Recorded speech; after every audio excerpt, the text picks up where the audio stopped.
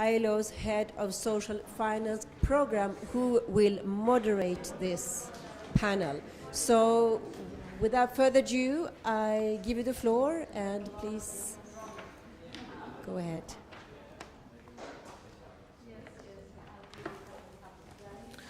All right, so good morning, everyone. I'm Craig Churchill, head of the social finance program here at the ILO. And I've got an excellent panel with me. To my immediate right, Sarita Bartlett, who's the head of environment, social, and governance for OBVM, which is an investment advisor primarily for the Swiss government, or making investments. And Hille Hennebry from KfW. And sort of building on the previous session, we were talking more about sort of the role of governments and financing more generally. Now we're going to sort of start to narrow the focus a little bit and talk specifically about the financial sector.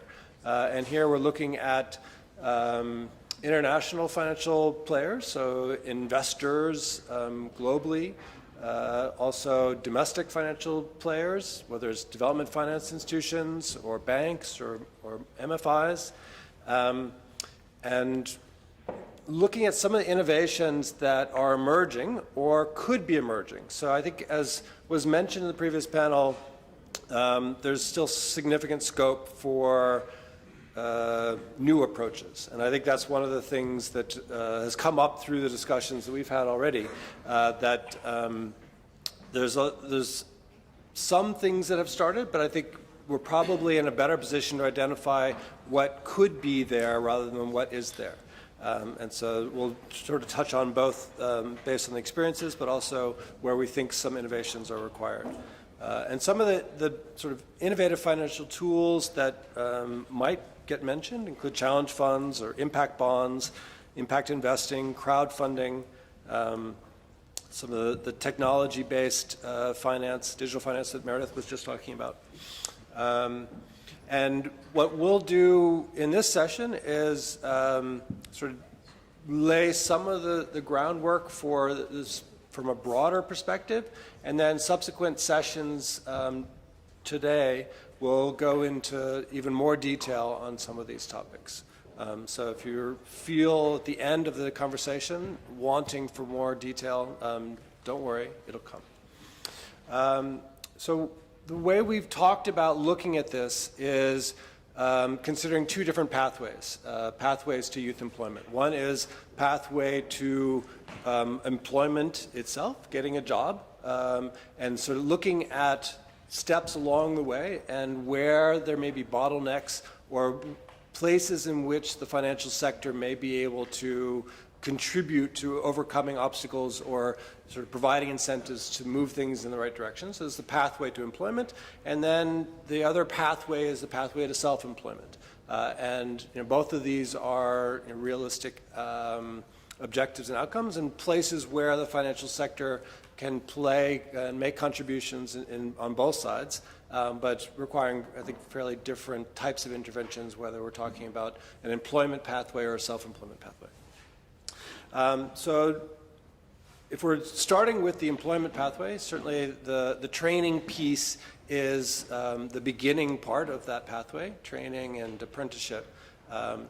And so we'll start there and say, what might be the role of the financial sector to support and contribute to technical and vocational training, and what are some of the innovations that are taking place.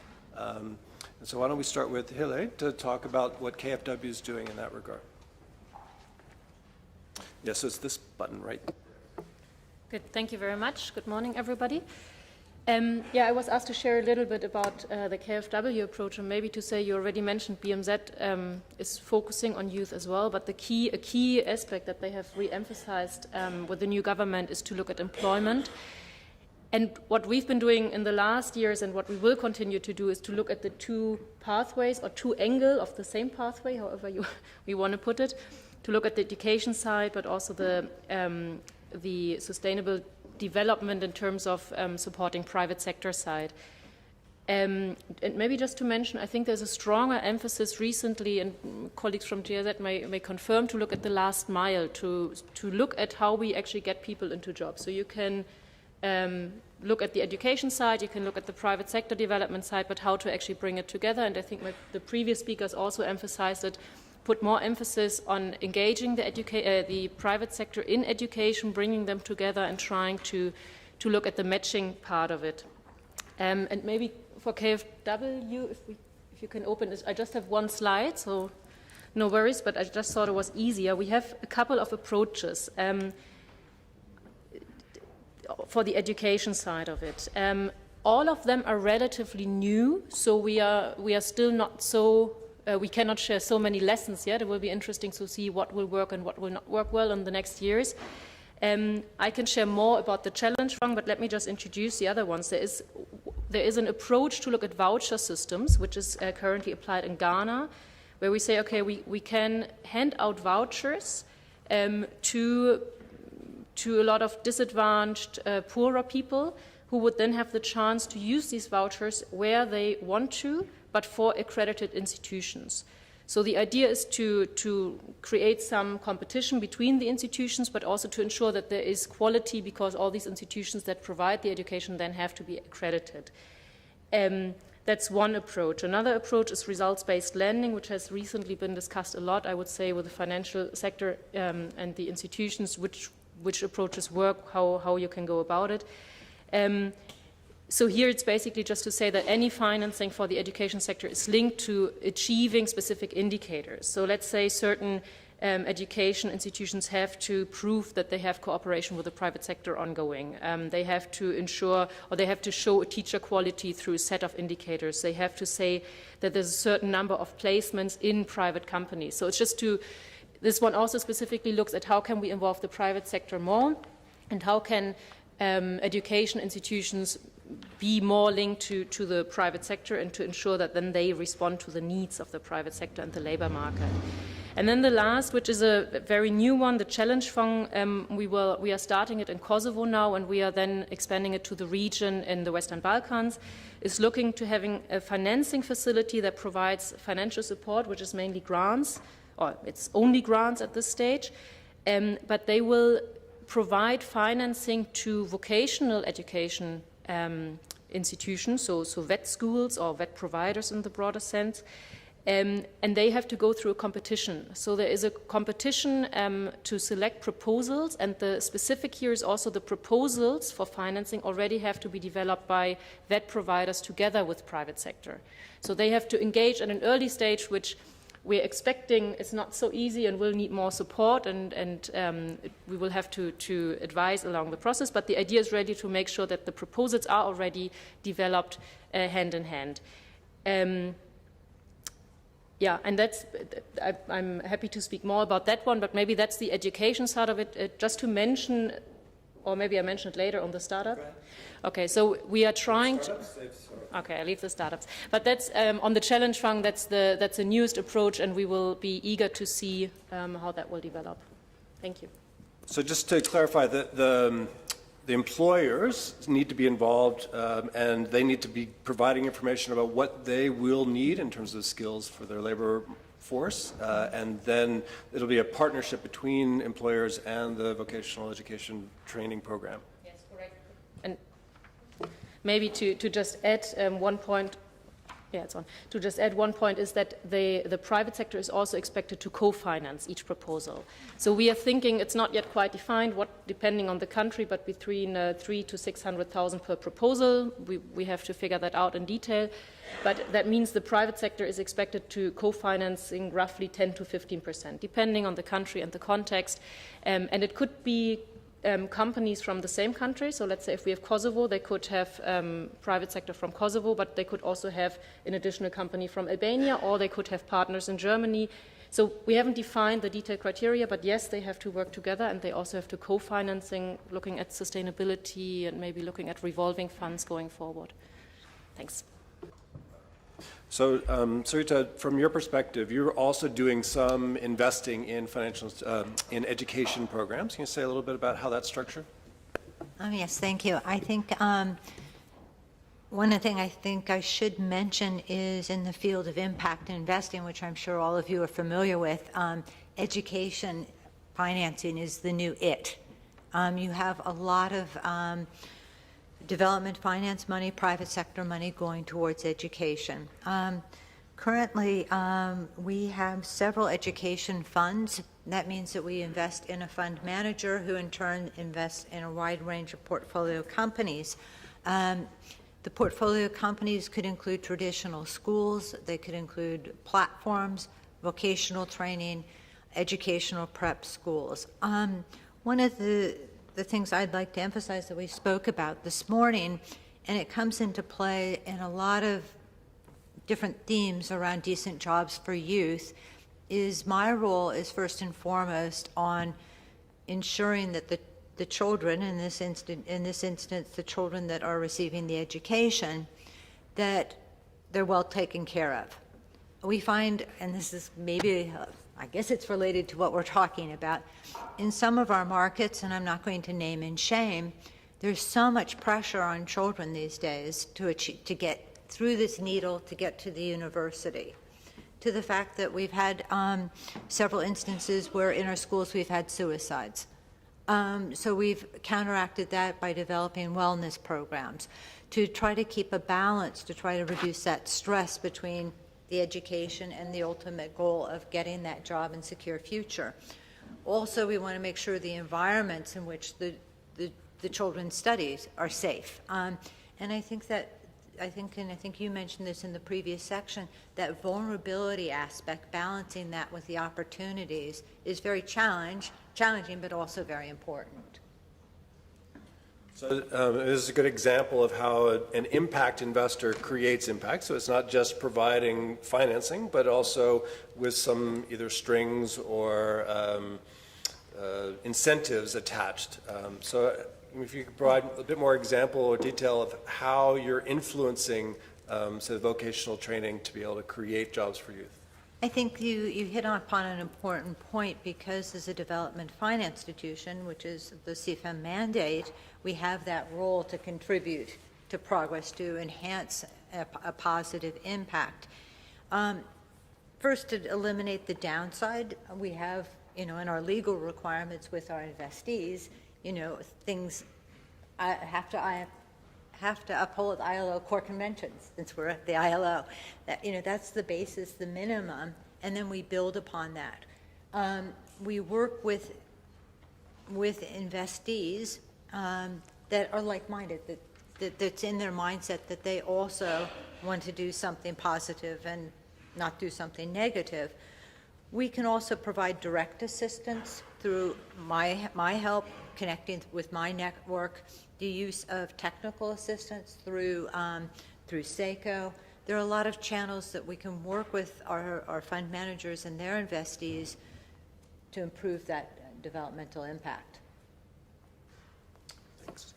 This is sort of a way, typically when you're coming at this from a UN perspective, where you're thinking about channeling things through the government, that you're trying to influence things through regulation, through policy, and that certainly all makes perfect sense.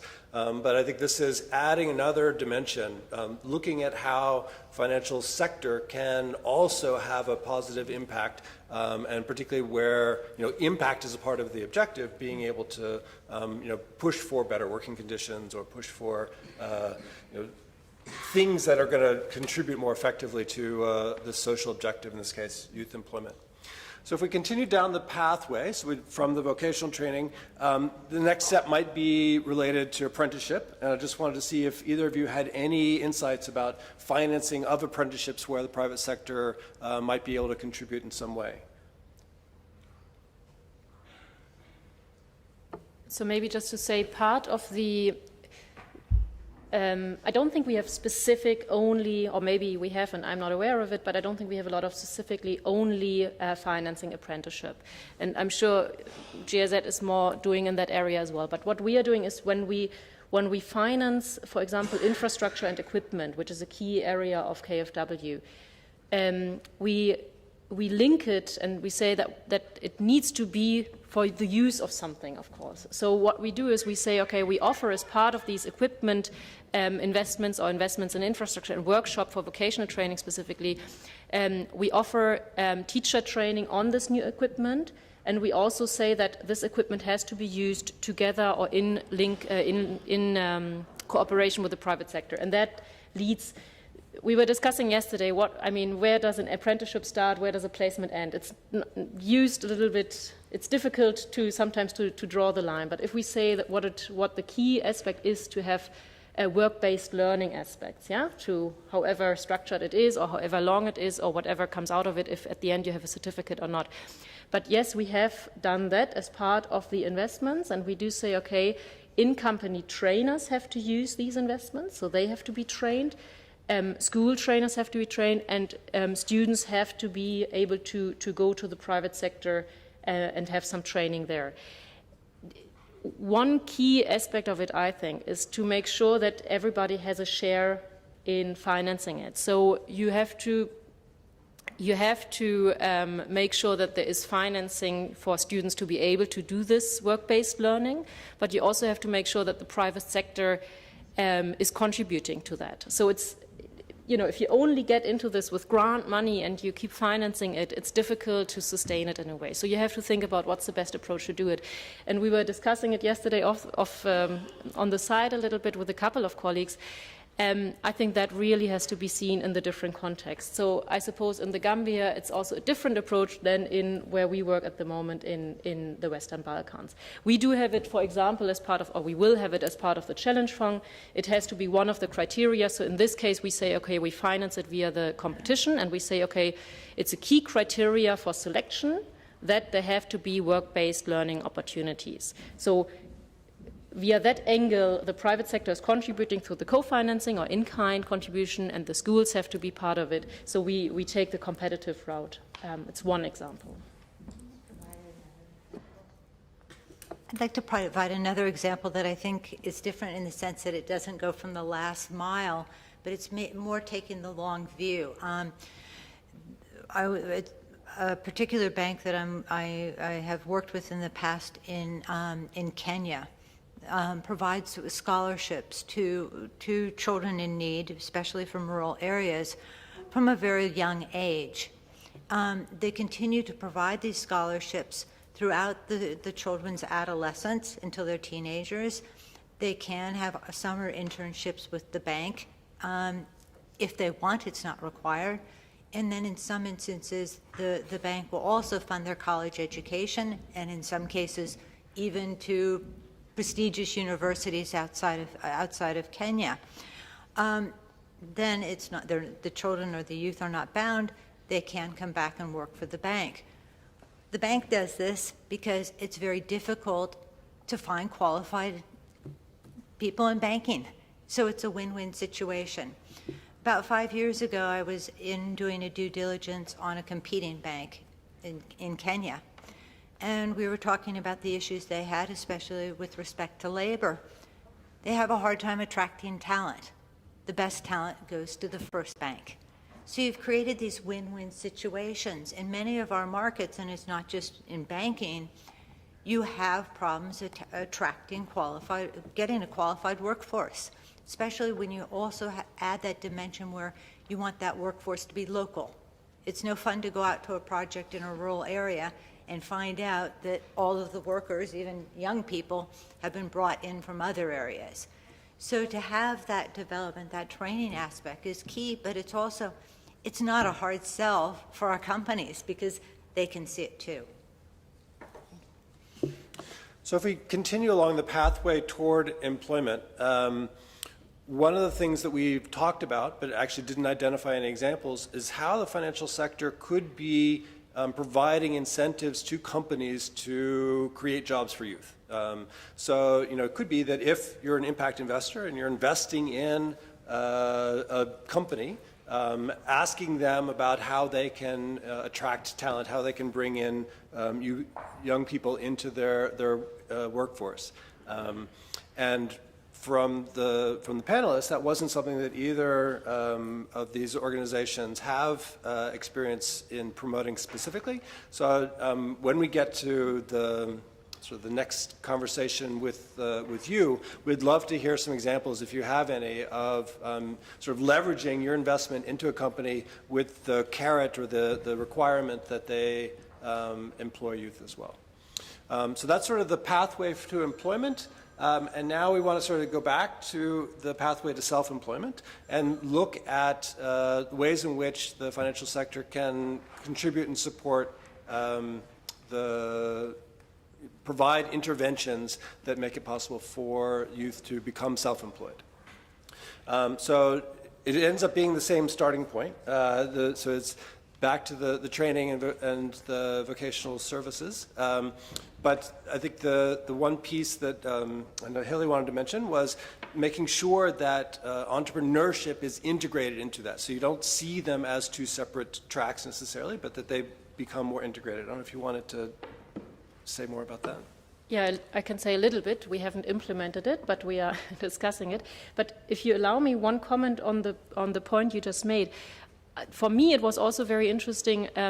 I started working new in the Western Balkans, and there the issue was not so much to Kosovo example to actually to trigger that or to support companies to create jobs. There it was really for me very surprising that we went to many companies who said, listen, some that were growing, they had like 60 staff in addition in 2 months, and that's not a one-off thing, it's like it's continuing. And they were saying, listen, what we really need is we need the people. We could grow immediately. We are eager, we have possibilities to grow, we just need the people. We can't grow because we don't have the people. So it will be interesting to see in which setting and which countries you actually need to trigger, or where you just need to make sure that they get the people to allow them to grow themselves, which is of course the more desirable way to go.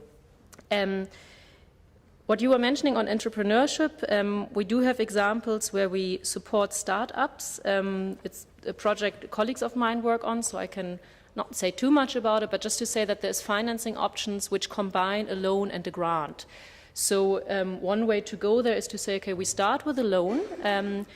We make sure that there's a good business case, that there's a good idea behind it. We support this process, so there's a lot of training along the way to make sure that this is also well thought through and that it's bankable.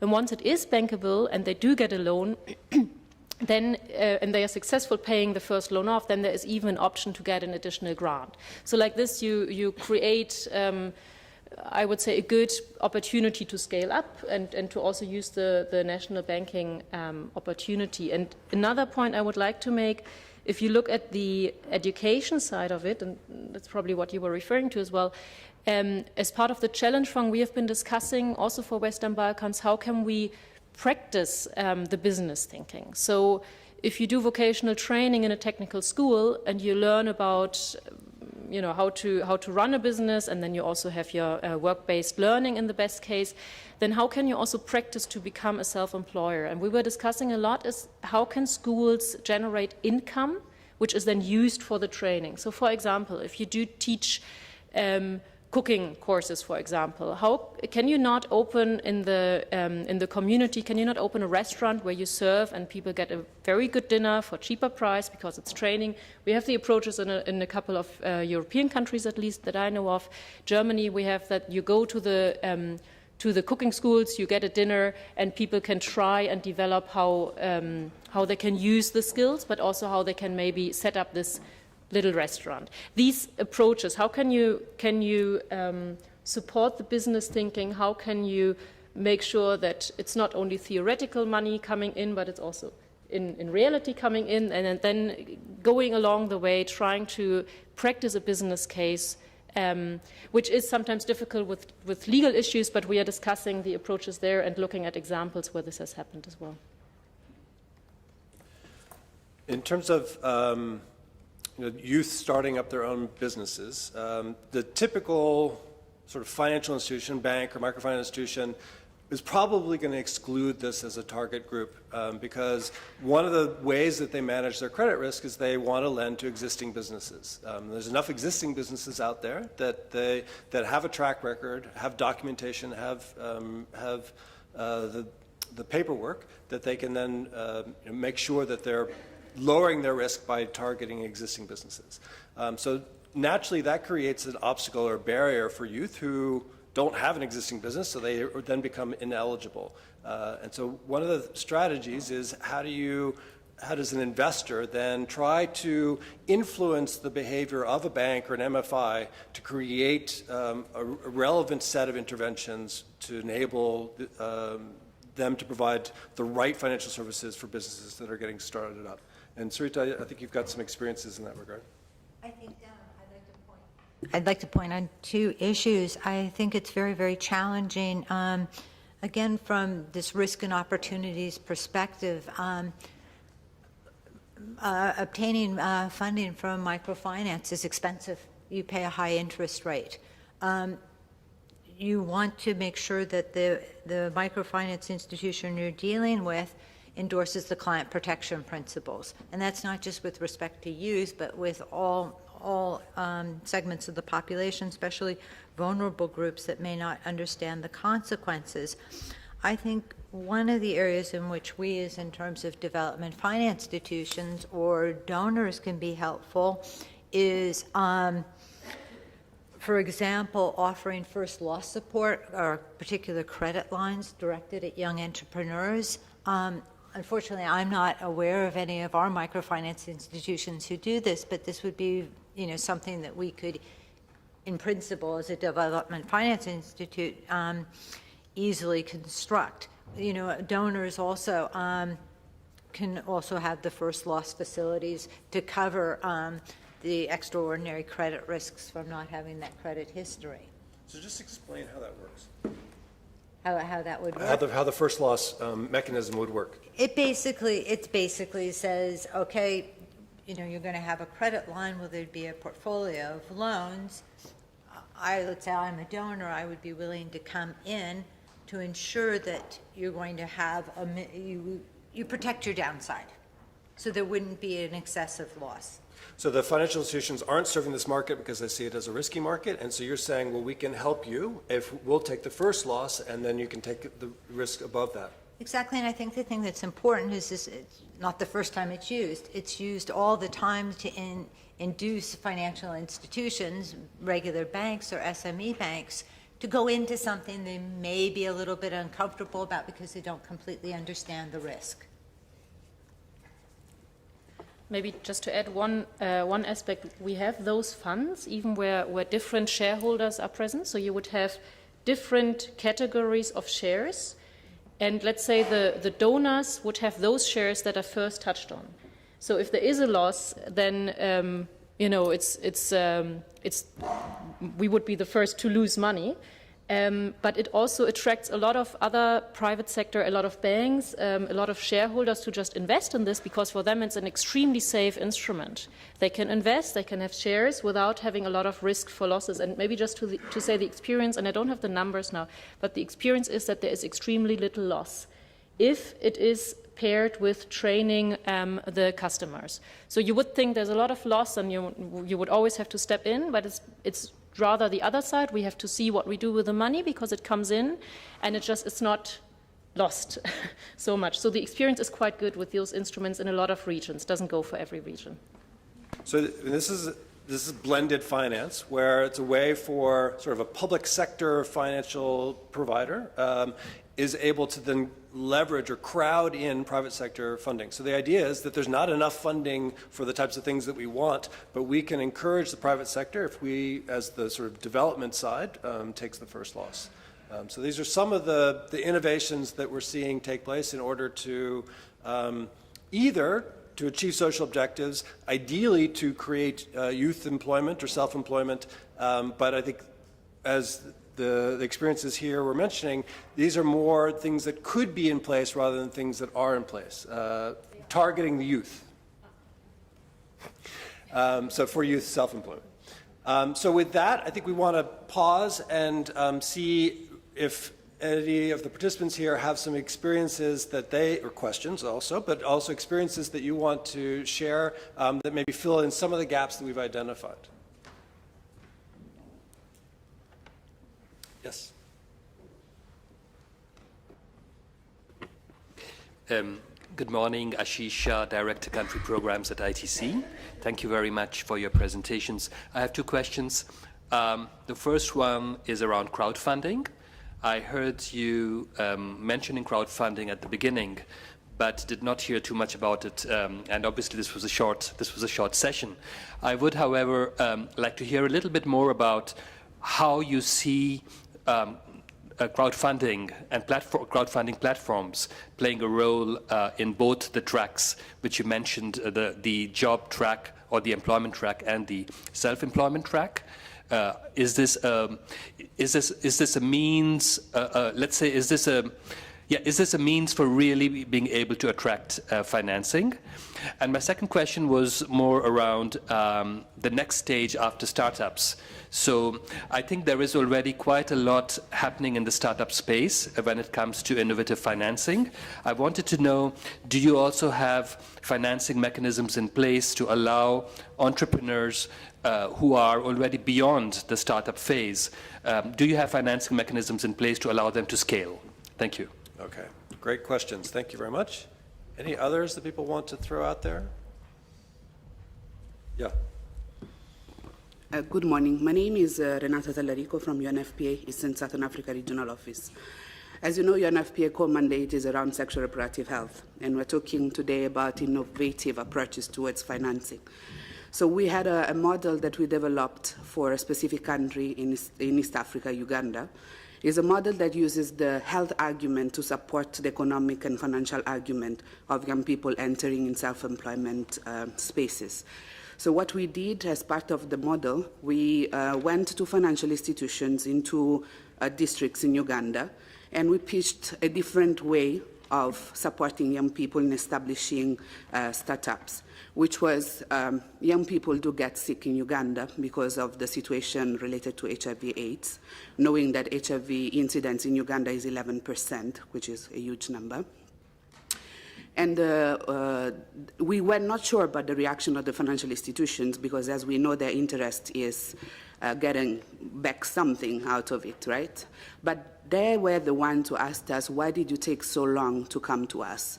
And the reason being that the young people will access loans in Uganda, but they will not be able to repay the loans because on the way they will get sick, and in some cases, unfortunately, they will die.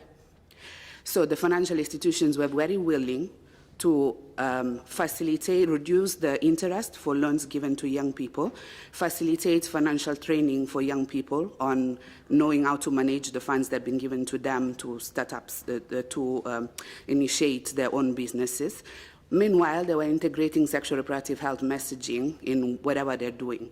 So the mechanisms they use to increase their base of clients is to go out to the communities. So now we have financial institutions in Uganda that go out to the communities to allow young people to open accounts, initiate savings, and later on eventually getting a loan to start something.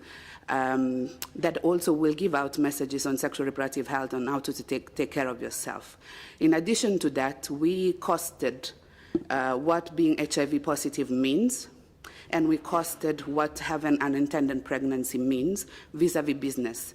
So what you will redirect into your own health to take care of yourself instead of basically putting it back into the business to allow the business to flourish was kind of the turning point for young people to understand the importance of taking care of themselves while establishing a business.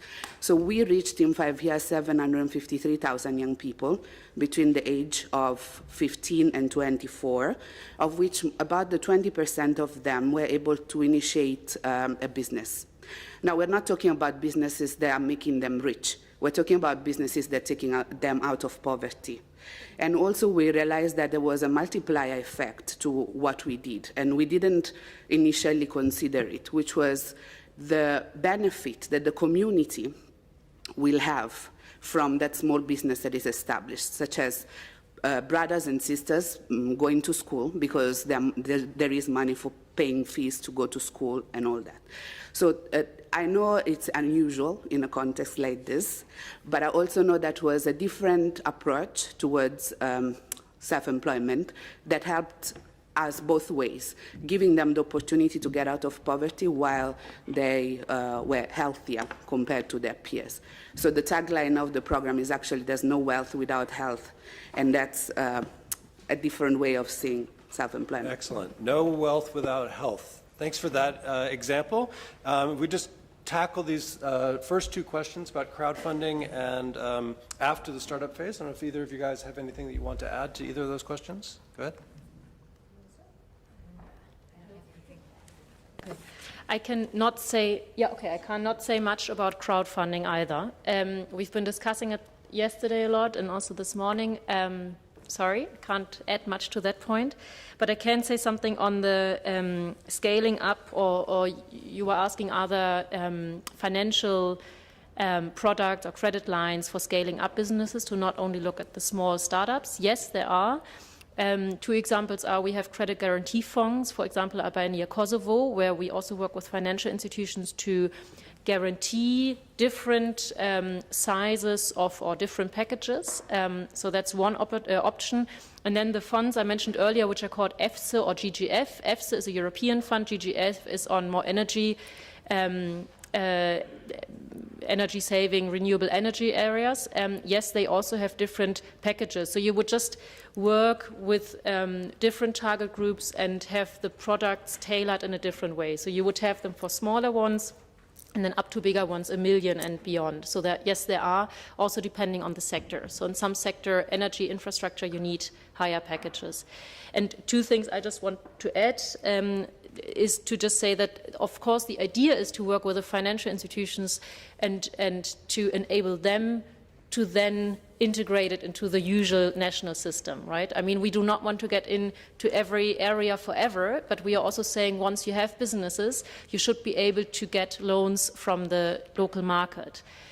So if you're at a certain stage and you have a certain set business, then we would maybe also see where we can get out of it and say, okay, you have local banks. Hopefully we supported them and they are supported by the national structures that they can run on their own.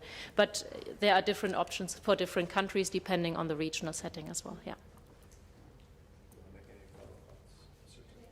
Yes, I'd like to address also the question that you raised about scaling. I'm sorry, we don't do any crowdfunding, so I can't speak to that. But with respect to scaling, I think this is one of the areas where you go from, once something becomes bankable, it can easily fall into the domain of private sector development or DFIs.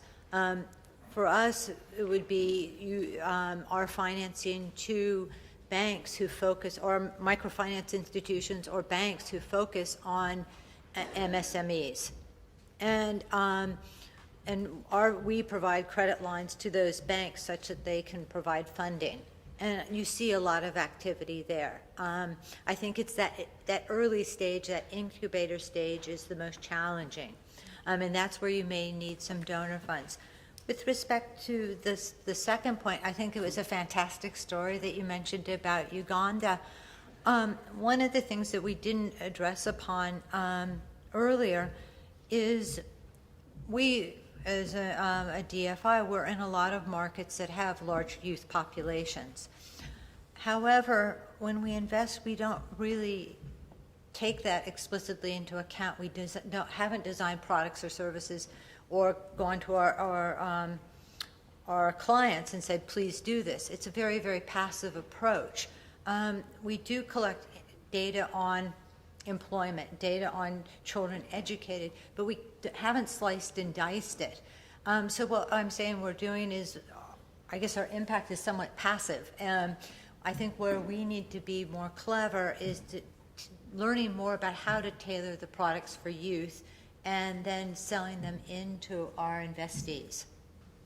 So the sort of general point is that there's significant scope for being more intentional rather than saying, oh, we're working in Tunisia and most of the population is youth, so we must be helping the youth, but really thinking more specifically about how to target that market in particular based on their needs. And the crowdfunding example is certainly one that fits into their needs. Essentially, if they're excluded from the formal financial sector because they don't have the track record, a crowdfunding either in terms of grants, like a Kickstarter type thing, or as a great way of getting started so you don't have to start an enterprise with debt is a wonderful solution.